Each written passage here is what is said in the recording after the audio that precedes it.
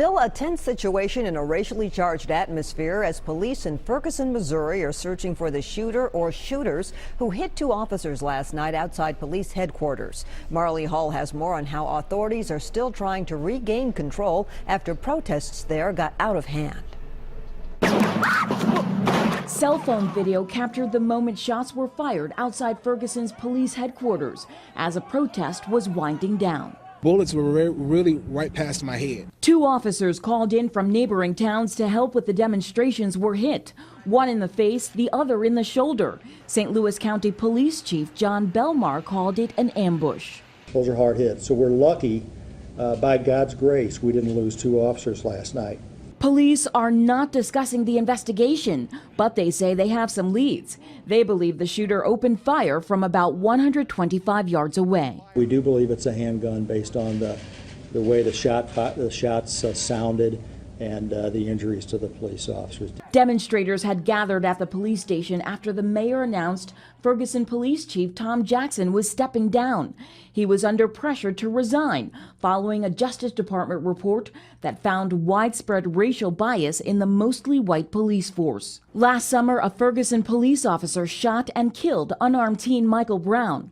Officer Darren Wilson was later cleared of any wrongdoing, but the incident sparked unrest for months. Police say some witnesses at last night's scene are helping with information. Marley Hall, CBS News. More problems for the Secret Service, now under investigation for another serious and embarrassing incident. Two senior agents are now reassigned while the Department of Homeland Security investigates them, allegedly crashing a car into the White House complex after a night of drinking. The Washington Post first broke this story and reports officers on duty when the incident happened wanted to arrest the two until a supervisor stepped in and let them go home. The search for 7 Marines and 4 soldiers presumed dead after a chopper crash continues today. Intense fog has slowed the process after the Black Hawk helicopter went down in the ocean along the Florida Panhandle during a training exercise. Hundreds of people paid their respects at a candlelit vigil last night. The entire area is full of families with strong ties to the military, which has several bases there.